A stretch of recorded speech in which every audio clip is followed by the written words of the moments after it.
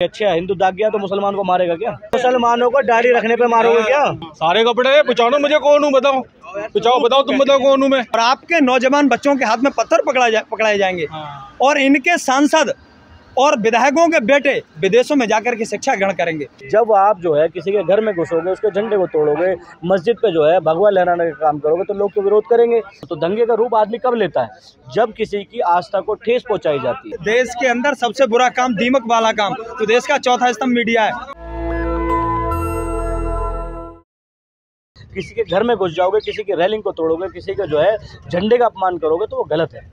पूरे देश के अंदर जो ऐसी धार्मिक जो है रैली या किसी तरह की सभाएं निकालते हैं, क्या उनको मस्जिदों में मज़ा आता है? क्या उसके सामने उसको खड़ा करके कोई जातिगत जो है नारे लगाए जाएं या किसी धर्म को जो है उसकी आस्था को ठेस पहुंचाया गया, उनको कोई धार्मिक वो तो आज़ादी है नहीं कि किसी धर्म के खिलाफ इस तरह से करें। जब आप जो है किसी के घर में घुसोगे, उसके झंडे को तोड़ोगे, मस्जिद पे जो है भगवा लहराने का काम करोगे तो लोग तो विरोध करेंगे, क्योंकि भारतीय संविधान उन्हीं को आज़ादी नहीं देता। भारत के अंदर मुसलमानों को भी आज़ादी देता है। भारतीय संविधान सबको आज़ादी देता है, यहाँ रहने की, अपने धर्म के प्रचार प्रसार करने की, अपने धर्म की जो है आस्था रखने की। ये तो भारतीय संविधान जब अधिकार दे रहा, तो आप किसी के अधिकार पे जो है आप किसी के उस पर जो है वो नहीं कर सकते ना। आप लोग एनक्रोचमेंट नहीं कर सकते आप लोग। आप किसी के जो है किसी के भावनाओं को आहत नहीं कर सकते। आप किसी तरह के जो है गलत टिप्पणियां नहीं कर सकते, गलत नारेबाजी नहीं कर सकते। जैसे हम लोग नहीं करते, उन लोगों को भी नहीं करना चाहिए। इसका विरोध होगा तो जाहिर सी बात है दंगे होंगे, झगड़ा होगा, समझ लो। तो दंगे का रूप आदमी कब लेता है? जब किसी की आस्था को ठेस पहुंचाई जाती है। लेकिन वो तो कह रहे हैं कि हम तो भजन बजाते जा रहे थे डीजे पर। भजन बजाते वक्त आप तलवार लेके जाएंगे? और दूसरी बात मैं कहता हूँ, इस देश के अंदर कानून व्यवस्था है। आप जो है अगर इस तरह का कोई हथियार लेकर के जाता है, चाहे वो किसी भी धर्म से ताल्लुक रखता हो, तो उसके खिलाफ कानूनी कार्रवाई की जाए। आज आप देखने की बात यह है कि डासना मसूरी के अंदर एक जो है नरसिंहानंद साहब हैं, ठीक है ना। नरसिंहानंद जो है वो क्या कर रहे हैं आजकल, बताइए आप। वो उनका काम क्या है? उनका काम सिर्फ और सिर्फ ये है कि पूरे देश का माहौल ख़राब हो, पूरे देश के अंदर दंगे फैलें। उन्होंने जो हमारे नबी पाक मोहम्मद सल्लल्लाहु अलैहि वसल्लम की शान में गुस्ताखी किया है, क्या आप उसको सही मानते हैं? तो सर आप उनके खिलाफ कोर्ट जाइए, पुलिस में जाइए। वो कहते हैं कि पत्थर बरसाने आ गए मंदिर पर। सुनिए, मीडिया देश का चौथा स्तंभ है। मैं आपसे पूछना चाहता हूं कि वो लोग सही हैं? अगर वो किसी की जातिगत देखकर, उसका धर्म देखकर उसको जो है अगर गलत कहने का काम करते हैं, उसको जो है धार्मिक आज़ादी है, फिर आज़ादी छीनने का काम करते हैं। मैं तो सिर्फ आपसे सवाल कर रहा हूँ, क्या वो लोग सही हैं?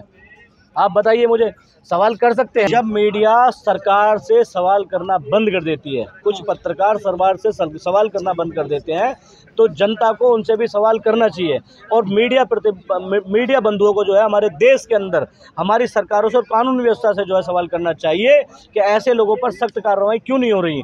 आए दिन जो है धार्मिक जो है जगहों पे जो है दंगे बढ़ते जा रहे हैं, जो है पूरे देश के अंदर एक नफरत फैल रही है। तो इसको बढ़ावा कौन दे रहा है? आप मुझे बताइए, कौन बढ़ावा दे रहा है? हिंदू जाग गया। अरे अच्छा, हिंदू जाग गया तो मुसलमान को मारेगा क्या? वो कह रहे हैं ऐसा, मैं नहीं कह रहा। तो मैं तो आपसे पूछ रहा हूँ, अगर हिंदू जागा है, हिंदू जाग गया है, आप कह रहे हो ना, तो मुसलमान को मारेगा क्या? क्या दलितों की मोबिलिशिंग करोगी? क्या आप जो है अगर हिंदू जाग गया है तो आप घड़े छूने पे दलितों को मारोगे, मुसलमानों को दाढ़ी रखने पे मारोगे क्या? अगर जो है अगर इस तरह की बात आप मुझसे कर रहे हो कि हिंदू जाग गया है, तो क्या आप मोबिलिशिंग कराओगे लोगों की? बताइए आप मुझे, आप बताओ ना मुझे जवाब दो। आपने बोला हिंदू जाग गया है। हिंदू इसलिए जागा कि दलितों की मोबिलिशिंग हो? हिंदू इसलिए जागा है कि मंदिर जाने पे दलितों को मारा जाए? हिंदू इसलिए जागा कि मुझे टोपी रखने पे मारा जाए? बताओ ना आप। ये सवाल जो है उत्तर प्रदेश की सरकार से करो, आप जो है कानून व्यवस्था से सरकार करो। मोदी जी से पूछो कि क्या है, ये क्या गलत हो रहा है, क्या सही हो रहा है। अरे वो तो कपड़ों से पहचान लेते हैं। वो तो पहचान ले, तो पहचानो। सारे कपड़े पहचानो मुझे कौन हूँ, बताओ बताओ तुम बताओ कौन हूँ मैं। थोड़ा इधर। हाँ, तुम्हें मैंने जरूर पहचान लिया कि तुम कौन हो। कौन हो बताओ। हाँ बिल्कुल, अंधभक्त जो सरकार की क्या नाम तलवे चाटते हैं। आपने गोदी मीडिया समझ रखा। अरे बिल्कुल साहब, गोदी मीडिया जो तुम्हारे सवाल है, गोदी मीडिया वाले। आशीष मिश्रा टहनी के लड़के को क्यों नहीं पहचाना अभी तक, जिसने 6 किसानों को गाड़ी के नीचे रोन दिया? मीडिया वाले के भी सवाल करते हैं उनसे। देश के अंदर सबसे बुरा काम दीमक वाला काम, तो देश का चौथा स्तंभ मीडिया है। मीडिया कर रहा है, मीडिया सरकार की जब व्यवस्था से सवाल करता है। जो लोग 11-11 साल से सत्ता में बैठे उनसे सवाल किया जाता है कि आप बेटी बचाओ का नारा लगा करके आए थे, आप देश को विश्वगुरु बनाने के लिए आए थे और देश का स्तर 105वें नंबर पर पहुंच चुका है। हाँ, हंगर इंडेक्स देश का है 105 पहुंच चुका है।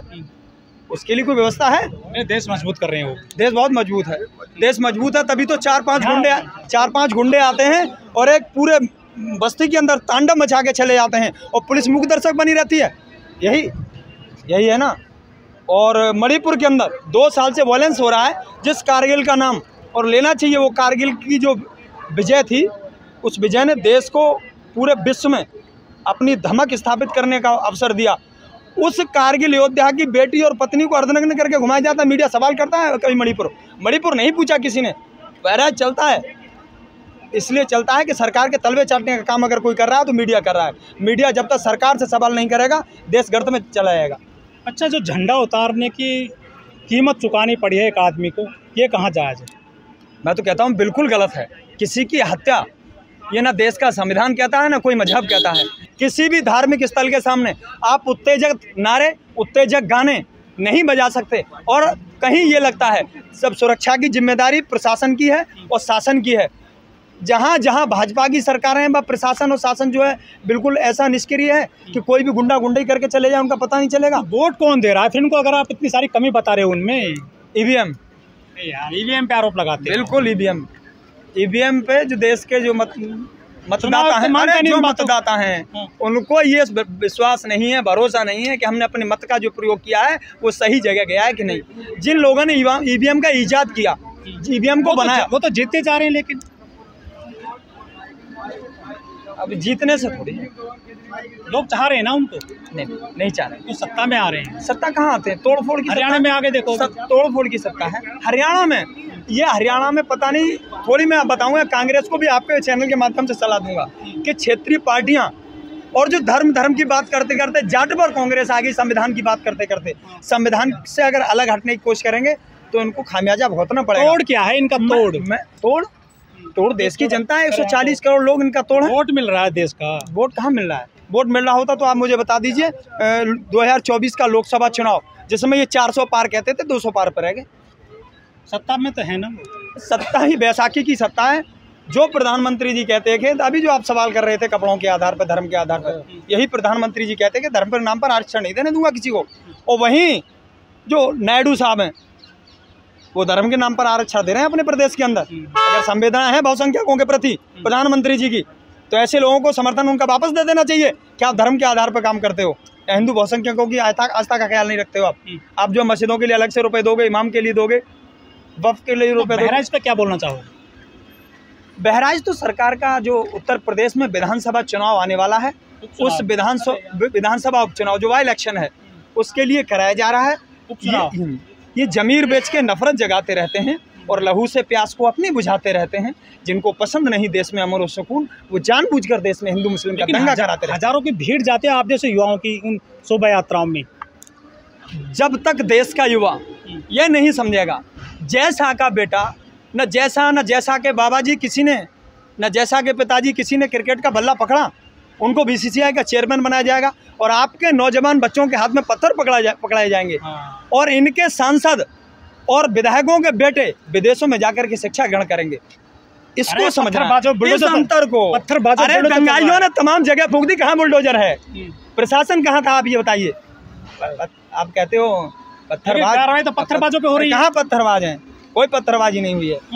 सिर्फ ये सरकार के षड्यंत्र है, किसी एक जाति मजहब को टारगेट किया जाए ताकि दूसरे समुदाय के लोगों की भावनाओं को बटोर कर वोट में परिवर्तित किया जाए।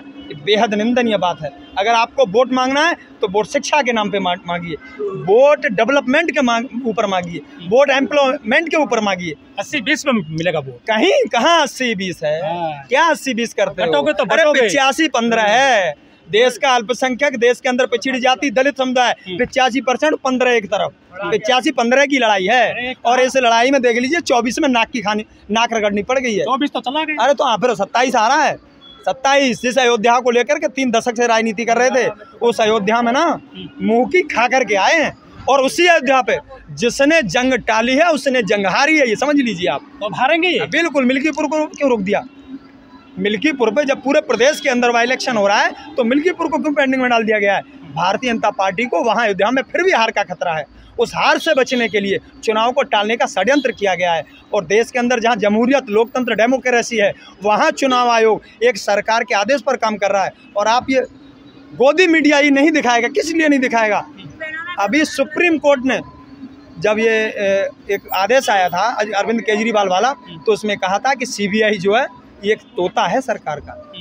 तो देश की संस्थाओं पर अगर सुप्रीम कोर्ट सवालिया निशान लगाता है, बेहद शर्मनाक, निंदनीय है। ये स्वतंत्र संस्था है, इनको आज़ादी से काम करना चाहिए। देश की आस्था इनके अंदर है। ये देश तो मजबूत हो रहा है। देश कहाँ मजबूत हो रहा है? जहाँ देश के अंदर दूसरी सबसे बड़ी आबादी घर से दौड़ रही है, भयावह स्थिति है, अपने बच्चों को लेकर के दौड़ना है, पुलिस पीछे खड़ी है, देश मजबूत हो रहा है। देश की सबसे बड़ी दूसरी आबादी को आप उनकी हत्याएं करके, उनके साथ लिंचिंग करके, उनके घरों में आग लगा के, उनकी एजेंसियों को फूंक करके चाहोगे कि देश मजबूत हो जाएगा? नहीं, इस तरह देश मजबूत नहीं हो सकता। नेशनल दस्तक की आपसे गुजारिश है कि अगर इसको बचाना चाहते हैं तो नेशनल दस्तक को सब्सक्राइब करने के लिए रेड कलर के सब्सक्राइब बटन को दबाएं, फिर बेल आइकन की घंटी दबाएं। नेशनल दस्तक को बचाने के लिए बहुत जरूरी है कि हर खबर को शेयर करें, लाइक करें, कमेंट जरूर करें।